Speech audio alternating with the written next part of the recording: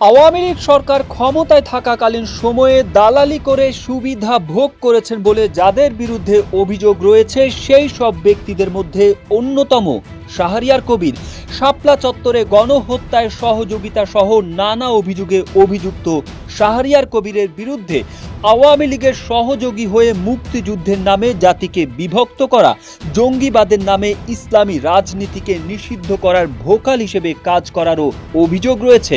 নিজে মুক্তিযোদ্ধা না হলেও গত 15 বছর ধরে মুক্তিযুদ্ধ নিয়ে কথা বলে মুখে ফেনা তুলে ফেলা শাহরিয়ার কবিরকে নিয়ে বঙ্গবীর কাদের সিদ্দিকী ও ডক্টর জাফরুল্লাহ চৌধুরীর অভিমত, মুক্তিযোদ্ধাদের চেয়েও তিনি বেশি মুক্তিযোদ্ধা সাজতে চেয়েছেন।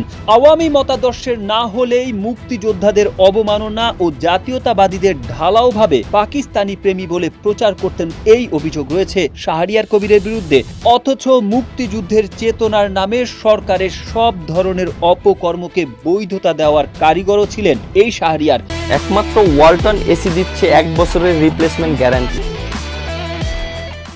সম্প্রতি বৈষম্য বিরোধী ছাত্র আন্দোলনের সময় গৃহকর্মী লিজা আক্তারকে গুলি করে হত্যার অভিযোগে রাজধানীর রমনা মডেল থানার মামলায় গ্রেপ্তার করা হয় তাকে, এবং আজ আদালত তাকে 7 দিনের রিমান্ড মঞ্জুর করেন। বৈষম্য বিরোধী ছাত্র আন্দোলন যখন তুঙ্গে, তখন 71 টিভির এক টকশোতে শাহরিয়ার কবির বলেন, প্রথমে শুনলাম 39 জন, পরবর্তী সময়ে শুনলাম 64 জন সমন্বয়ক, কিন্তু তাদের চেহারা আমরা দেখিনি। সংলাপ তবে কার সঙ্গে করবে সরকার?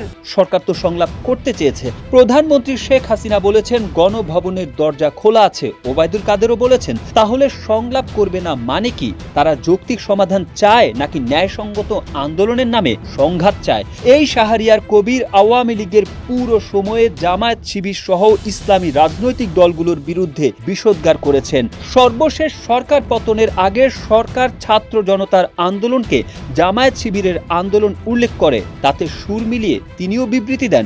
জামায়াত শিবির নিষিদ্ধের দাবি জানান। 14 দলীয় জোটের বৈঠকের পর জামায়াত শিবিরকে নিষিদ্ধ করার পক্ষে শাহরিয়ার কবিরকে বিভিন্ন টকশোতে সাফাই ও যুক্তি তুলে ধরতে দেখা যায়। পরে 1 আগস্ট জামায়াত শিবিরকে নিষিদ্ধ করে প্রজ্ঞাপন জারি করে সরকার। যদিও সরকার পতনের পর সেই প্রজ্ঞাপন বাতিল করা হয়, কিন্তু নিষিদ্ধ করার প্রজ্ঞাপন জারির পর এক প্রতিক্রিয়ায় শাহরিয়ার কবির বলেন, আমরা 33 বছর ধরে জামায়াত ইসলামীকে নিষিদ্ধ করার জন্য সরকারকে বলছি।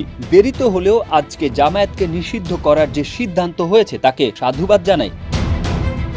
2001 সালের নভেম্বরে খালেদা জিয়ার সরকার ক্ষমতায় আসার পর গ্রেপ্তার হয়ে জেল খাটা শাহরিয়ার কবির বারবার মাদ্রাসা ভিত্তিক শিক্ষা ব্যবস্থার সংস্কারের বিষয়ে সরব ছিলেন। এক সাক্ষাৎকারে তিনি বলেন, ইসলামের সঙ্গে রাজনীতির কোনো সম্পর্ক নেই। হুদাইবিয়ার সন্ধিকে সামনে এনে তিনি বলেন, চুক্তি লিখেছিলেন হযরত আলী, চুক্তিতে বিসমিল্লাহ লেখা হয়েছিল। তখন কুরাইশরা আপত্তি করেছিল, বলা হয়েছিল আমরা তো মুহাম্মদকে নবী হিসেবে মানি না। পরে হযরত উমর তরবারি বের করে বলেন এটা মানতে হবে। মুহাম্মদ সাল্লাল্লাহু আলাইহি সাল্লাম নির্দেশ দেন কাটতে, আলী নিজে কাটতে অস্বীকার করেন, তখন মুহাম্মদ নিজে কাটেন। সেটি ছিল রাজনৈতিক চুক্তি। বঙ্গবন্ধুও যদি সংবিধানে বিসমিল্লাহ লাগাতেন তাহলে বিরোধিতা করতাম।